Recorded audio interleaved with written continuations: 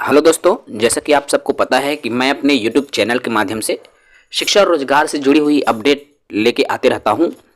बहुत समय से शिक्षक भर्ती को लेकर कुछ जानकारी मैंने साझा नहीं किया। आज एक चर्चा हम इस वीडियो में करने जा रहे हैं। छत्तीसगढ़ शिक्षक भर्ती 2024 क्या शिक्षक भर्ती आएगी या नहीं आएगी, क्योंकि ये सवाल बहुत सारे लोगों का है और संदेह की स्थिति बनी हुई है कि भर्ती आएंगी कि नहीं आएंगी। सूचना के अधिकार के तहत भी कुछ बातें निकल कर आ रही है। इसके अलावा मंत्रीगण के भी द्वारा गोलमोल जवाब दिया जा रहा है। इसी की वजह से बहुत सारी जो है मन में प्रश्न उठ रही हैं, निगेटिव प्रश्न है कहना चाहिए, है ना। तो हम आज इस विषय पर इस वीडियो में चर्चा करेंगे। साथ ही अगर नए हैं चैनल को सब्सक्राइब कर लेंगे। मान्यवर साथियों, आप सबको ज्ञात होगा कि छत्तीसगढ़ के जो शिक्षा मंत्री हैं श्री बृजमोहन अग्रवाल जी, जिसके द्वारा 33,000 पदों पर शिक्षकों की भर्ती करने का निर्णय लिया है और जिसके तहत उन्होंने साफ तौर पर कई बार अपनी घोषणाओं में, चुनावी घोषणाओं में या रैलियों में अनेकों जगहों पर इस बात को कह चुके हैं कि प्रदेश में 33,000 पदों पर शिक्षकों की भर्ती आएंगी। देखिए, ये कोई नया मंत्री नहीं, नया नेता नहीं है। इसके पहले भी उनको राजनीतिक क्षेत्र का बहुत सारा अनुभव प्राप्त है। अब ऐसे में ये बातें आ रही हैं कि क्या उनकी बात फेक थी, क्या उनके द्वारा कही गई जो बात है गोल मटोल थी, ये लोगों के मन में आ रहा है। सबसे पहले मैं बात करूं सूचना के अधिकार में जो बातें निकल रही है। आपने देखा होगा सूचना के अधिकार के तहत जो जानकारी प्राप्त की गई, जिसमें प्रश्न किया गया था कि व्याख्याता के कितने पदों पर स्वीकृति गई है, तो स्वीकृति की बातें वहां पर आंसर के रूप में नहीं आ सकी है ना। ऐसे में अब लोगों के मन में यह बना हुआ है कि जब स्वीकृति ही नहीं है, मतलब वित्त विभाग में कोई भर्ती अभी गया ही नहीं है, तो सवाल ही नहीं उठता कि नए पदों पर शिक्षकों की भर्ती आएंगी। ये सवाल बना हुआ है। तो देखिए साथियों, ये जो सूचना के अधिकार के तहत जिस तरीके से प्रश्न निकल कर आ रहा है, अभी आप ऐसे विषयों पर ज्यादा सोचना मुझे नहीं लगता कि ये सार्थक होगा। ठीक है, क्योंकि आप जान रहे हो वित्त विभाग द्वारा जब अभी बजट सत्र आयोजित की गई थी, तो उसमें 21,000 करोड़ सबसे ज्यादा जो बजट है शिक्षा विभाग के लिए जारी किया गया है। आखिर क्यों किया गया होगा? आखिर क्या करेंगे उन पैसों का? आप सोचिए, ऐसे विषयों को सोचना पड़ता है। आप केवल उसी विषय को सोचिए कि 21,000 करोड़ रुपए आखिर जाएगा कहां, कौन से क्षेत्र में ये खर्च होगा शिक्षा के, तो ये सवाल बनता है। और ये लाजमी है साथियों कि वो जो पैसा निकाला गया है वित्त विभाग से, वह शिक्षक भर्ती के दृष्टिगत ही जो है उस पैसे को निकाला गया है। अब यहां एक और बातें आती है कि गोल मटोल मंत्री जी का जवाब आ रहा है।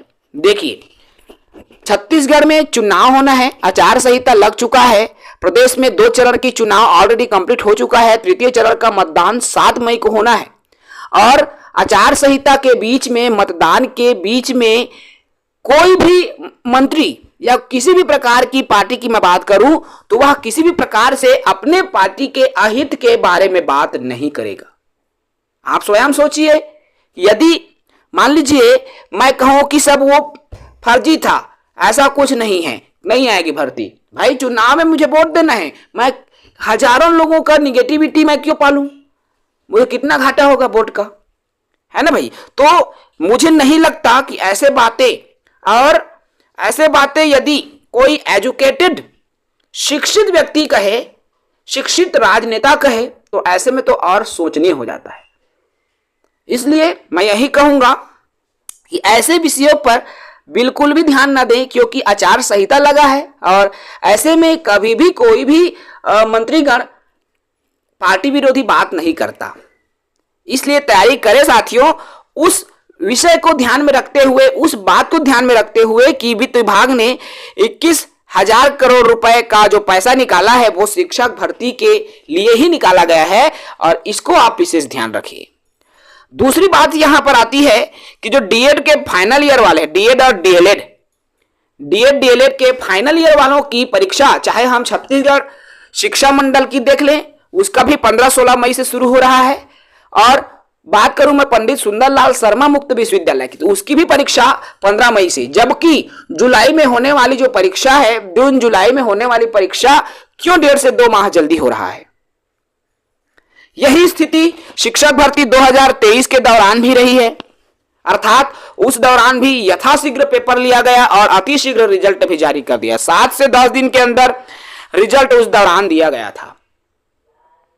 तो जब यहां परीक्षाओं में भी जल्दी की जा रही है, जब यहां वित्त विभाग की जो बजट में जो पैसे निकाले गए हैं उसमें भी जब शिक्षक भर्ती को लेकर इतने बड़ी संख्या में, जब इतनी बड़ी पैसे, जब बहुत ज्यादा पैसे जब निकाले गए हैं 21,000 करोड़, तो ये आखिर अनावश्यक खर्च के लिए तो नहीं होंगी। दूसरी बात यह भी है, प्रदेश में सभी शिक्षकों का प्रमोशन हो रहा है, ऐसे में सहायक शिक्षकों की वृद्धि भी बेतहास होने वाली है। अब यहां इनकी भी बहुत ज्यादा कमी देखने को मिलेंगी। हर जगह यही स्थिति बनी है। बार बार शिक्षा मंत्री जी द्वारा कह गए हैं कि शिक्षक भर्ती करेंगे, 33,000 पदों पर करेंगे। यही नहीं साथियों, मुख्यमंत्री जी के द्वारा भी ये बात कही गई है कई जगहों पर। तो जब इतने बड़े बड़े मंत्रीगण नेताओं के द्वारा अपने उद्बोधन में शिक्षक भर्ती, यहां तक कि ये सुनने में आता है साथियों, आपने देखा होगा कि कार्यवाही शुरू हो गई है। अब आप स्वयं इस बात को समझ सकते हैं। जब कार्यवाही शुरू हो गई है मतलब वहां से प्रक्रिया स्टार्ट में है। अब कैसे, जैसे आप राजपत्र में संशोधन, विषयवार भर्ती को लेकर उसमें बदलाव, तो ये प्रक्रिया शुरू तो हुई ना। तो ये सभी चीजें इंक्लूडेड हैं प्रदेश में जो शिक्षक भर्ती आ रही हैं उसमें। तो भाई मैं तो यही कहूंगा, पॉजिटिव रहें, स्वस्थ रहें, मस्त रहें, पढ़ाई करते रहें। कुछ लोग रहते हैं हमारे आसपास जो निगेटिव थॉट्स के होते हैं, लोगों को भी निगेटिव करते हैं, लेकिन हमको पॉजिटिव रहना है और पॉजिटिविटी के साथ आगे बढ़ते रहना है, तैयारी करते रहना है। यही आशा है, यही विश्वास है। देखिए, तैयारी आपको करना है, मेहनत आपको करना है, कंपटीशन ज़्यादा है और जब लेट लतीफ़ा होता है तो और भी कंपटीशन बढ़ता है। तो मित्रों, अच्छे से पढ़ेंगे, तैयारी करते रहेंगे भाई। चलिए साथी, अगर नए हैं चैनल को सब्सक्राइब करेंगे। फिर मिलेंगे एक नई पॉजिटिव अपडेट के साथ। तब तक के लिए जुड़े रहेंगे हमारे साथ सीजी जॉब एजुकेशन इंस्टीट्यूट के साथ। जय हिंद, जय भारत।